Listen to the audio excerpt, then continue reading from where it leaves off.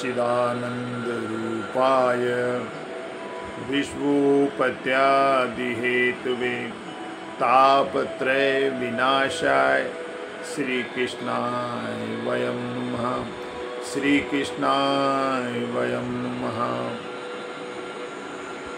श्रीकृष्णं जगद्गुरु वंदे। जय श्री कृष्ण। श्री कृष्ण जन्माष्टमी के पावन दिवस के अवसर पर मैं भागवत महापुराण की संक्षिप्त में भगवान का अवतार, उनकी जन्म कथा को मैं श्रवण कराने जा रहा हूँ। आप सब लोग ध्यान लगाकर श्रवण कीजिए। जय श्री कृष्ण। ये कथा सुखदेव जी महाराज राजा परीक्षित को सुना रहे थे और सूत जी महाराज 88,000 ऋषियों को सुना रहे थे। सुखदेव जी ने कहा कि हे राजन, हे परीक्षित, एक बार पृथ्वी गो का रूप धारण करके देवताओं के पास आई और कहने लगी कि हे देवताओं, अरे इसी प्रकार पाप कर्म होते रहे तो मैं तो रसातल में चली जाऊंगी। कृपा करके आप कुछ करिए, अधर्म रूपी भार बढ़ता जा रहा है। तभी देवताओं में वरिष्ठ ब्रह्मा जी ने कहा कि हे पृथ्वी, तुम चिंता न करो। मैंने समाधि अवस्था में पहले ही हृदय से आवाज़ सुनी है कि शीघ्र ही अब भगवान अवतरित होने वाले हैं। भूभारा अवतारा, भू का भार उतारने के लिए अवतार लेने वाले हैं। और ऐसे समय पर ये सभी देवता एवं देवांगनाएं यदुवंश में जन्म लेकर लीलाधारी प्रभु की लीला में सहयोग करेंगे। तो वासुदेव ग्रह साक्षात भगवान पुरुषः परः जनिष्यते तत्विषयार्थ संवन्तु सुरः स्त्री। वसुदेव जी के घर स्वयं पुरुषोत्तम श्रीमन नारायण प्रकट होंगे। हे पृथ्वी, तुम धैर्य धारण करो। ब्रह्मा जी के वचन सुनकर पृथ्वी अत्यंत प्रसन्न हुई और प्रतीक्षा करने लगी। धैर्य धारण करके प्रतीक्षा करने लगी। तो मथुरा के नरेश है राजा उग्रसेन, उनके यहाँ कोई संतान नहीं थी।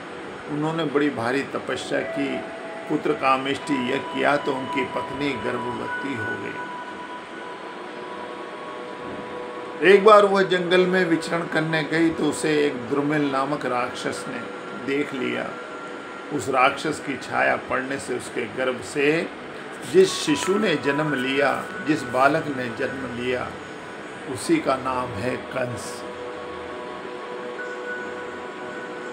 कंस ने बड़े होकर कैलाश पर्वत पर घोर तपस्या की तो भगवान शंकर ने प्रसन्न होकर उसे एक धनुष दे दिया।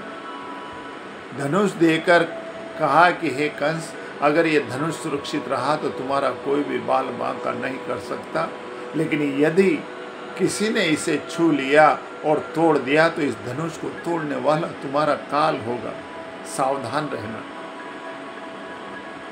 कंस ने भगवान शंकर के द्वारा दिए गए धनुष को बड़ी सुरक्षा के साथ एक स्थान पर रख दिया, सुरक्षित। और उसकी सुरक्षा के लिए बड़े बड़े राक्षस सेना में भर्ती कर लिए। अगासुर, बकासुर, व्योमासुर, अरिष्टासुर, केशी, धेनुकासुर जैसे वह अत्यंत बलशाली हो गया। तो एक बार उग्रसेन महाराज द्वारा ब्राह्मणों के सानिध्य में यज्ञ हो रहा था, तो कंस ने सारे यज्ञ को विध्वंस करा दिया और घोषणा कर दी कि आज के बाद केवल कंस महायज्ञ होगा और कोई सा यज्ञ नहीं होगा। कंस की ही जय जयकार होना चाहिए और आहुतियां भी डलेगी तो कंसा है स्वाहा, कंसा है स्वाहा, कंसा है स्वाहा। उग्रसेन महाराज ने कहा, अरे दुष्ट, तू मेरा पुत्र होकर मेरा ही तिरस्कार कर रहा है, इन निर्दोष ब्राह्मणों को सता रहा है और उनके द्वारा किए जा रहे यज्ञ को विध्वंस कर रहा है। इनसे माफी मांगो, प्रणाम करो और यज्ञ को सफल होने दो। तो सज्जनों, कंस ने माफी तो मांगी नहीं, उल्टा पिता को ही सैनिकों से कहकर कारागार में डलवा दिया।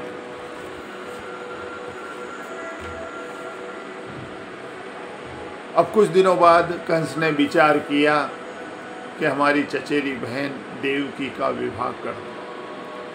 उसने मथुरा के शूरसेन के पुत्र वासुदेव जी के साथ देवकी का विवाह संपन्न करा दिया।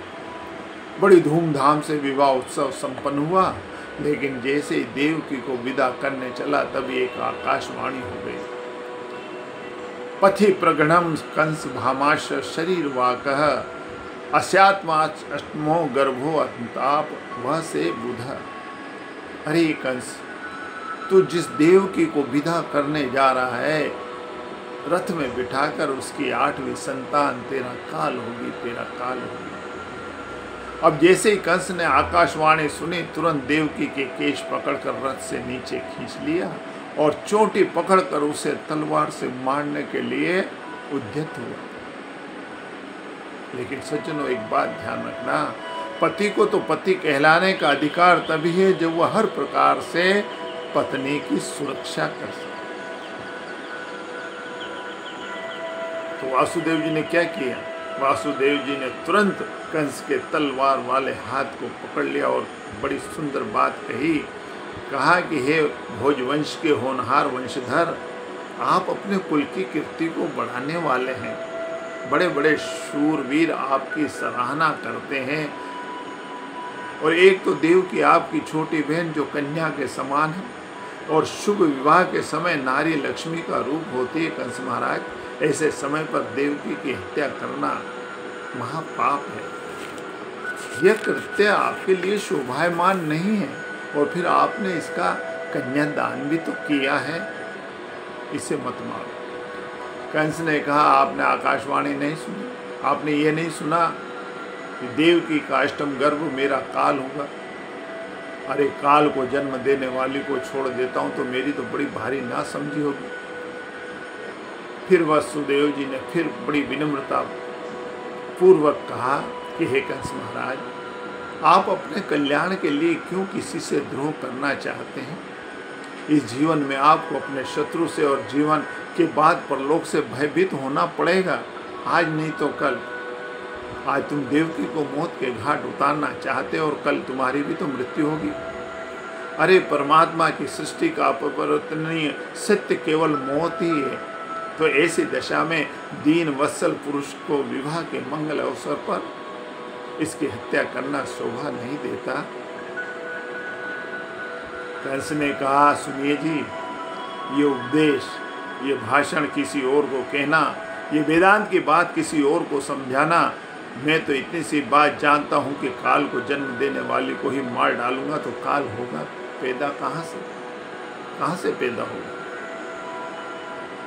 तो वासुदेव जी ने एक बात बड़ी सुंदर कही कि हे कंस महाराज, आपको देवकी के पुत्रों से भय है ना, तो देवकी के गर्भ से जितने भी बालक जन्म लेंगे एक एक करके तुम्हारे पास मैं ले आऊँगा, तुम्हें समर्पित कर दूंगा, मार डालूंगा, लेकिन मेरी देवकी को आप छोड़ दो।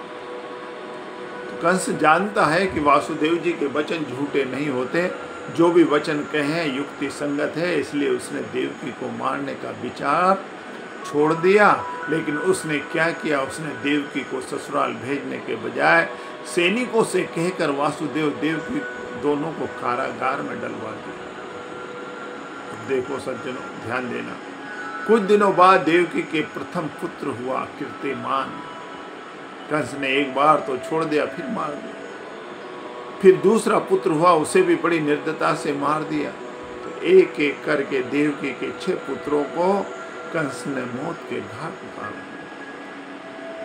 महारानी देवकी के गर्भ से 7वां बालक हुआ, 7वां।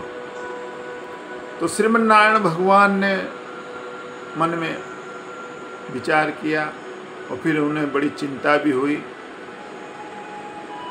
प्रभु ने सोचा देवकी के गर्भ में जो 7वीं संतान है, क्योंकि कंस महाराज तो जन्म लेते ही मारने चले आते हैं, इसलिए शेष को बचाना चाहिए। प्रभु ने योगमाया को बुलाया और कहा कि हे योगमाया, तुम देवकी के गर्भ में जो 7वां बालक है, इसको तुम अपनी माया से निकाल कर गोकुल पहुंचा दो। योगमाया ने प्रभु का आदेश पाकर देवकी के गर्भ से गर्भ निकालकर गोकुल में रोहिणी के गर्भ में स्थापित कर दिया। तो सज्जनों, रोहिणी अक्सर गोकुल में ही रहती है, जो यशोदा की सहेली है और वासुदेव जी की दूसरी पत्नी है। तो सज्जनों, जिस बालक ने जन्म लिया है रोहिणी के गर्भ से, वही बालक बलराम कहलाए। बोलिए बलराम महाराज की जय। कंस ने पहरेदारों से पूछा कि देवकी के 7वें बालक का क्या हुआ, 7वें गर्भ का क्या हुआ। तो सैनिकों ने बताया, महाराज पता चला है कि देवकी की ये जो 7वीं संतान जो गर्भ में थी वो होने वाली थी, लेकिन पहले ही गर्भ में ही वो नष्ट हो गई। कंस को बड़ी खुशी हुई, प्रसन्नता हुई, कहने लगा अच्छा हुआ, नहीं तो हमें मारना पड़ता और अपने आप ही मर गया, एक पाप और कमाना पड़ता। उस पापों को भी स्वीकार कर रहा, लेकिन ज्ञान उसे प्राप्त नहीं हो रहा, अज्ञानता भरी है। अब 8वां बालक आने वाला है, वह कौन है? वह जग का तारण हार, अधर्म का नाश करने वाला, कंस के पापों से बचाने वाला हमारा बाल कृष्ण लाल गोपाल हरि गोविंद मुरली मनोहर मदन मोहन नटवर, कई नाम है। अब उनका अवतार होने वाला है, अवतरित होने वाले हैं। तो देवताओं को पता चला। देवताओं को जब पता चला कि भगवान अब शीघ्र ही अवतरित होने वाले हैं, तो सभी देवताओं ने श्री हरि का मंगलम स्तवन किया और स्तुति करते हुए सत्य सत्य कहकर परमात्मा का प्रतिपादन किया। सत्यव्रतम सत्यम परम त्रिसत्यम सत्यशम योनि निहंत सत्य। हे प्रभु, आप संत संकल्प है, आप इस सृष्टि के पूर्व प्रलय के पश्चात और संसार की स्थिति के समय इन असत्य अवस्थाओं में भी सत्य ही है।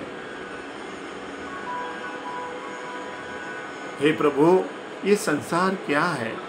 ये तो एक सनातन वृक्ष है। इस वृक्ष का आश्रय है कि यह प्रकृति, इस वृक्ष का आश्रय है ये प्रकृति। इसके 2 फल है, सुख और दुख, 3 जड़ें हैं, सत्य रज और तम, 4 रस है, धर्म अर्थ काम मोक्ष। इस संसार रूपी वृक्ष पर 2 पक्षी निवास करते हैं, जीवात्मा और परमात्मा। जीव जब कर्म करता है तो परमात्मा रूपी पक्षी साक्षी बनकर देखता है। कर्म अनुसार कर्मों के फल का निर्धारण कर इस वृक्ष से 2 फल गिराता है, इस शरीर रूपी वृक्ष से, और वो 2 फल है सुख और दुख। जीव इन्हें भोगता है और सुख और दुख का अनुभव करता है। तो देवता प्रार्थना करते हुए कहने लगे कि हे प्रभु, आप ज्ञान स्वरूप आत्मा ही हैं, शीघ्र अब प्रकट होकर जगत के कल्याण के लिए अपनी लीला कीजिए, प्रकट होइए। देवता प्रार्थना कर रहे हैं श्रीमन नारायण भगवान से, यदुवंशियों के कष्ट की निवृत्ति हो, कंस का उद्धार हो और पृथ्वी के ऊपर जो भार है वह हल्का हो जाए। इसलिए हे प्रभु, हे श्रीमन नारायण, शीघ्र ही आप अवतरित हो जाइए। तो इस प्रकार देवताओं ने सत्य सत्य कहकर मंगलमय स्तुति की और अब आ रहा है भादव का महीना। नारद ऋषि ने सोचा परमात्मा शीघ्र प्रकट होने वाले हैं, इसलिए कंस को ऐसा डरा कर जाऊं कि उसका जीना दुर्लभ हो जाए। नारद ऋषि कंस के महाराज के पास आए और बोले, हे कंस महाराज, अरे आपको मालूम है, अरे 8वां आने वाला है, 8वां आने वाला है। कंस ने कहा कौन आने वाला है? नारद जी ने कहा वो तुम्हारा काल आने वाला है, काल।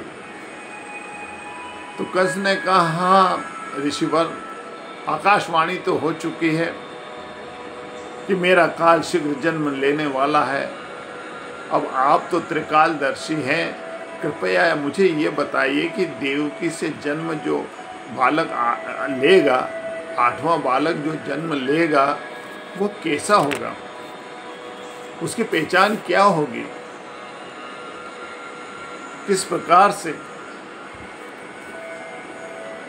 वह जन्म लेगा, उसकी पहचान कैसे होगी, बताइए ऋषिवर, बड़ी बेचैनी हो रही है। नारद ऋषि बोले बताऊं वो कैसा होगा? वो काला काला होगा, मुरली वाला होगा, शरीर भी काला, केश भी काले, सावधान रहना। इतना कहकर नारद जी तो वहाँ से चले गए। अब इधर कंस को नींद नहीं आवे, रात्रि भर इधर से उधर करवट बदले, नींद हराम हो गई। तो सज्जनों, 3 प्रकार के लोगों को नींद नहीं आती, ध्यान से सुनना। एक तो कामी आदमी को नींद नहीं आती, दूसरे लोभी लालची को नींद नहीं आती, और तीसरा जो भयभीत होता है उसको नींद नहीं आती। तो ये 3 प्रकार के लोगों को नींद नहीं आती, कामी आदमी, लोभी लालची और भयभीत। तो कंस को नींद नहीं आवे, बस उस काले का चिंतन करने लगा। काला काला होगा, मुरली वाला होगा। तो सज्जनों, अरे उसके सामने कोई भी काली चीज आ जाए तो घबरा कर कहता हटाओ, ये काला है, काला है, मुझे मार डालेगा। इतना उसका चिंतन हो गया। और तो और महाराज, भोजन करने बैठा तो दाल में एक काला जीरा आ गया तो बेचारे की हालत खराब हो गई, थाली दूर भगा दी, हटाओ, कहीं इसमें तो वो प्रकट नहीं हो रहा है। तो इतना श्री कृष्ण के प्रति भयभीत हो गया, चिंतित हो गया। भादो महीने की अष्टमी तिथि कृष्ण पक्ष रोहिणी नक्षत्र में रात्रि के ठीक 12 बजे कमल नयन चतुर्भुज नारायण कारागार में वासुदेव देवकी के सामने शंख चक्र गदा पीतांबर धारण किए खड़े हैं। बड़ा सुंदर स्वरूप है, पर ब्रह्म परमात्मा का बड़ा सुंदर स्वरूप है। शंख चक्र गदा पद्म सहित पीतांबरी पहने हुए, बिंबा फल जैसे होठ है, टमाटर जैसे गाल है, शंख जैसी ग्रीवा है, करदनी पहने हुए है, कमल जैसी आंखें, नीलमणि जैसा प्रकाश भाषित हो रहा है। इतनी सुंदर झांकी के दर्शन पाकर वसुदेव देव की भाव विवल हो गए। अपने नेत्रों से अश्रु झर पड़े। दोनों ने प्रभु का अभिवादन किया। रूपम यत तत् प्राहुर व्यक्तमाध्यात्मम ब्रह्म ज्योति निर्गुणम निर्विकारम सत्ता मात्रम निर्विशेषम निरीहम सत्वम साक्षात विष्णुरध्यात्म दीपः। हे प्रभु, आप बुद्धि के प्रकाशक ब्रह्म ज्योति स्वरूप निर्गुण निर्विकार निर्विशेष अनिवर्चनीय निष्क्रिय विशुद्ध सत्ता के रूप में, हे साक्षात श्रीमन्नारायण भगवान, हम आपकी वंदना करते हैं। भगवान ने कहा, है वासुदेव जी, मैं जैसे ही नन्हा सा शिशु बनूं और नन्हा सा शिशु बनकर मैया देवकी का दुग्ध पान करूं, तब आपके ये जो बंधन है ना, ये सारे खुल जाएंगे स्वतः ही, अपने आप चिंता ना करिए। और आप उसी समय मुझे गोकुल पहुंचा देना। माँ यशोदा मैया ने इसी समय एक कन्या को जन्म दिया है, उसके स्थान पर मुझे सुला देना और कन्या को लाकर कंस को सौंप देना। सारे ब्रजवासी प्रतीक्षा कर रहे हैं, देवता भी टकटकी लगाए हुए हैं, चारों तरफ सन्नाटा है। अब जैसे ही भगवान नन्हे से शिशु बने हैं, देवकी की माता ने उन्हें दुग्धपान कराया है, वसुदेव जी ने तुरंत डलिया सजाया है और उसमें छोटे से नन्हे से बाल कृष्ण लाल को लिटाया है। डलिया अपने सिर पर लेकर चलने की तैयारी कर रहे हैं। तो जैसे ही वो चलने के लिए तैयार हुए, देखा कारागार ताला लगा है, लेकिन जैसे वो डलिया लेकर कारागार के दरवाजे के पास आए, दरवाजे का ताला अपने आप खुल गया। बोली बाल कृष्ण लाल की जय। और अपने हाथ पैरों की सारी हथकड़ियाँ बेड़ियाँ सब खुल गई और जितने भी सैनिक वहाँ जाग रहे थे वो सब गहरी नींद में सुला दिया। भगवान की दृष्टि पड़ गई नन्हे से श्रीमन नारायण की। अब धीरे धीरे जब छोटे से बाल गोपाल को लेकर चल रहे थे, डलिया में लिटाकर मार्ग में यमुना मिल गई। भगवान के चरण स्पर्श होते यमुना ने मार्ग दे दिया और वासुदेव जी गोकुल में नंद बाबा के महल में जैसे पहुँचे तो देखा गोपियाँ सब अचेत पड़े हैं। नंद बाबा यशोदा भी गहरी नींद में सोए हुए थे। वसुदेव जी ने नन्हे से लाला को यशोदा मैया की शैया पर सुला दिया और उनकी नवजात कन्या को लेकर मथुरा आ गए। कारागार में आकर उन्होंने कन्या को देवकी की गोद में दे दिया और देवकी की गोद में ही जैसे ही दिया देवकी की गोद में आते ही नवजात कन्या योग माया ने चिल्लाना शुरू किया। सारे के सारे सैनिक जाग गए। सैनिकों ने कंस के पास खबर पहुंचा दी। कंस दौड़ा दौड़ा आया और कारागार में देवकी की गोद से कन्या को छीन लिया और धड़ाम से पत्थर पर पटकी, लेकिन वो तो योग माया थी सज्जनों। उसी वक्त वह अष्टभुजी देवी बनकर अनंत आकाश में उड़ गई और आकाशवाणी कर दी कि हे कंस, अरे कंस, मुझ जैसे निरपराधी बच्चों को मारने से तुम्हें क्या मिलेगा? तुम्हारे शत्रु ने तो कहीं और जन्म ले लिया है। यह कहते हुए योग माया अंतर्ध्यान हो गई। इधर लाला के जन्म की खुशी में संपूर्ण गोकुलवासी गोपियाँ नाच रहे हैं, कूद रहे हैं, मंगल गीत गा रहे हैं, आनंद मना रहे हैं। नंद बाबा नंदरानी को ढेर सारी बधाइयाँ दे रहे हैं। नंद बाबा की दो बहनें नंदा सुनंदा भी कई दिनों से आई हुई है। मन में अत्यंत प्रसन्नता भरी हुई है। चारों तरफ आनंद ही आनंद है। सब लोग बधाई दे रहे हैं और सब आनंद के साथ गीत गायन कर रहे हैं। तो गा रहे हैं, बांटो बांटो रे बधाई आज कन्हैया जी को जन्म भयो। बांटो बांटो रे बधाई आज कन्हैया जी को जन्म भयो रे देखो भाई जन्म भयो। घर घर से सब सखियाँ आई, कृष्ण जन्म की खुशियाँ मनाई। सब गावत मंगलाचार कन्हैया जी को जन्म भयो। छवि निहार मगन भय ग्वाला, गौरव नहीं तो कालो है लाला। या के तिरछी नैन कटार कन्हैया जी को जन्म भयो। बांटो बांटो रे बधाई आज कन्हैया जी को जन्म भयो। भादोरे मास की रेन अंधेरी, तिथि अष्टमी आई है प्यारी। खुशियों का भर दो थार कन्हैया जी ने जन्म लियो। बांटो बांटो रे बधाई आज कन्हैया जी को जन्म भयो। बोले गोपाल कृष्ण भगवान की जय। तो सज्जनों, इस प्रकार लाला के जन्म उत्सव की खुशी में सारे ब्रजवासियों ने आनंद से खुशियाँ मनाई, खूब मिठाइयाँ बाँटी। और देखो तो नंद बाबा तो बड़े मनस्वी उदार मन वाले हैं। पुत्र जन्म की खुशी में वेदज्ञ ब्राह्मणों को बुलाकर स्वस्ति वाचन के साथ साथ धर्म संस्कार करवा रहे हैं। देवता पितरों की विधि पूर्वक पूजा करवा रहे हैं।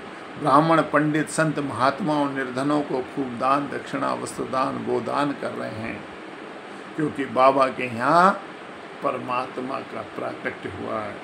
तो आज नंद जी आनंद के कारण बन गए हैं, सबको आनंदित कर रहे हैं। तो वासुदेव देव की परमानंदम कृष्णम जगत गुरु वंदे, कृष्णम जगत गुरु वंदे, कृष्णम जगत गुरु वंदे। बोलिए गोपाल कृष्ण भगवान की जय। तो सज्जनों, आज इस पावन अवसर पर अभी भगवान का प्राकट्य 12 बजे होगा रात्रि को। अभी 10 बजी है 2 घंटे बाद भगवान प्राकट्य होगा। आप लोग उनके दर्शन करें मन ही मन, अंतरात्मा में, क्योंकि तो निर्गुण निराकार हैं, साकार भी, निराकार साकार दोनों ही हैं। तो हे समर्थ परमात्मा, है निर्गुण निराकार, तू करता है जगत का, तू सबका आधार, कण कण में है बस रहा तेरा रूप अपार, 3 काल है सत्य तू मिथ्या ये संसार, घट घट वासी है प्रभु अविनाशी करतार, दया से तेरी हो सभी भव सागर से पार, निराकार साकार तू जग के पालनहार, हे बेअंत महिमा तेरी दाता परम्पार, परम पिता परमात्मा सब तेरी संतान, भला करो सबका प्रभु सबका हो कल्याण, भला करो सबका प्रभु सबका हो। जय श्री कृष्ण। बोली बाल कृष्ण लाल की जय, गोपाल कृष्ण भगवान की जय।